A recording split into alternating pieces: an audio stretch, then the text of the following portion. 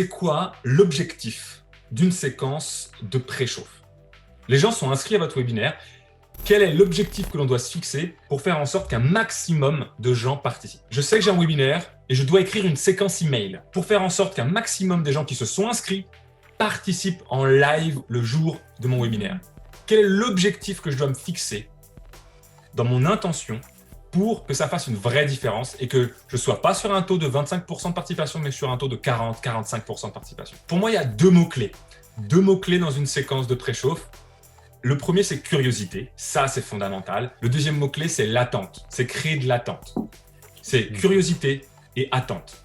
Parce que créer de l'attente, il y a effectivement mettre en évidence les bénéfices qu'ils vont en tirer, ça permet de créer de l'attente. Ce qui fait la différence entre une séquence de préchauffe à 25% de participation et une séquence de préchauffe à 40% de participation, c'est création de la curiosité et création de l'attente. Et là, si vous voulez reprendre votre séquence email en demandant « Tiens, est-ce que je crée de la curiosité et est-ce que je crée de l'attente ?» C'est là la bonne réflexion à avoir pour se demander qu'est-ce qu'on peut améliorer. Créer de l'attente, par exemple, c'est agiter la douleur du prospect et lui dire que la réponse à ce besoin, la réponse à cette douleur se trouve dans la conférence. Exemple, un email d'une séquence d'animation de préchauffe pourrait être l'erreur majeure de mon prospect parfait. Et là, je vais raconter dans l'email, effectivement, je vais agiter la douleur en disant « Salut prénom, le webinaire en direct a lieu dans quelques jours et je suis en train d'analyser les réponses que vous m'avez données à la fiche objectif personnel.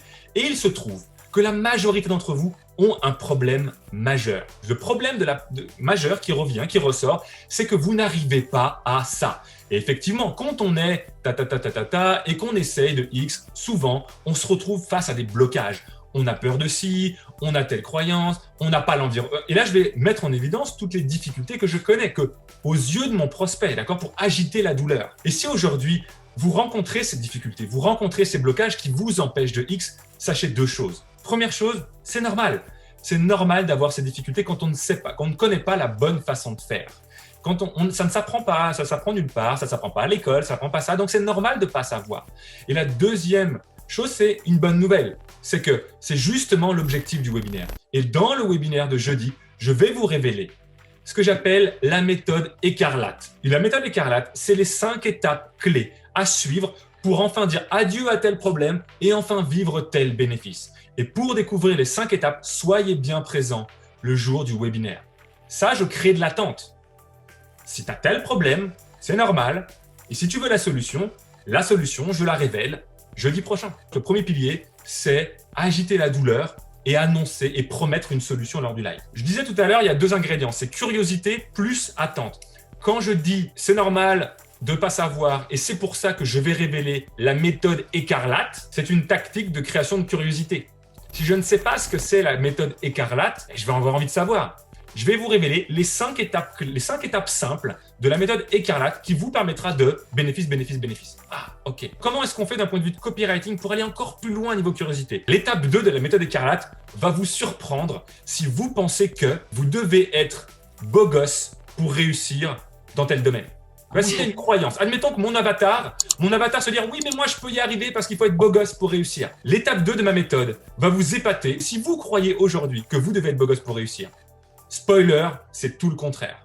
Clac. Mais je dis pas pourquoi, je dis pas quoi. Et une autre façon de créer la curiosité, c'est de poser des questions. C'est ce qu'on appelle, en anglais, ça s'appelle cliffhanger. Créer un cliffhanger. Regardez, comment fonctionnent les séries américaines? À la fin de votre épisode, de votre série préférée, il se passe un truc de fou. Il y a Johnny, le héros, qui est là, commence à arriver, et il est pris en otage, le fusil sur la tempe, et boum, générique de fin. Wow! Qu'est-ce qui va se passer pour Johnny? Ou alors pire, Johnny il se prend une balle. Voilà, il se prend une balle et là, boum, générique de fin. Si tu veux savoir si Johnny y vit ou si Johnny y meurt, tu dois regarder le prochain épisode. C'est ce qu'on appelle un cliffhanger. Pilier numéro 2 de créer de l'attente. Donc on a vu, c'est agiter la douleur et promettre un.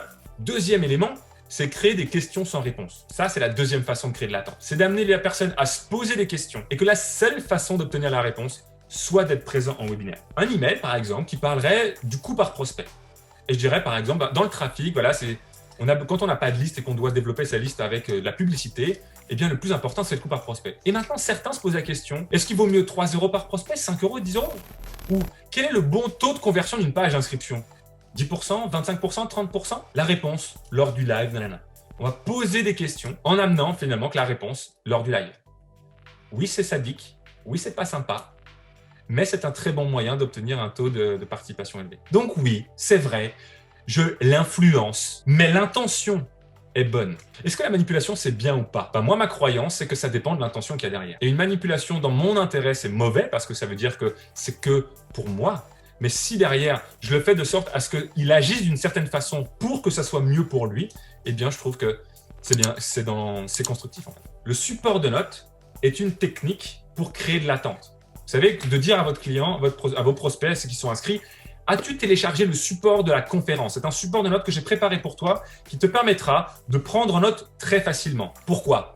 Parce que le support de notes crée ce qu'on appelle une expérience utilisateur. Aujourd'hui, en 2020 et dans les années à venir, c'est pas les tactiques, c'est pas les stratégies qui font la différence, c'est l'expérience que vit la personne. Et votre prospect, il a certainement déjà vécu d'autres webinaires. Ça veut dire qu'il a déjà une idée préconçue de ce que ça va lui apporter. Et si, avant même de vous entendre ouvrir la bouche la première fois le jour à 20h du webinaire, si vous lui créez une expérience singulière et différente, meilleure qu'ailleurs, tout de suite vous sortez du lot. Maintenant qu'on a créé de l'attente et puis on a parlé également de la curiosité. Et la curiosité, ça passe par justement des noms, les erreurs, la méthode X, ou je vous révélerai ce qui nous a permis de résultats incroyables. C'est aussi de la curiosité, ça.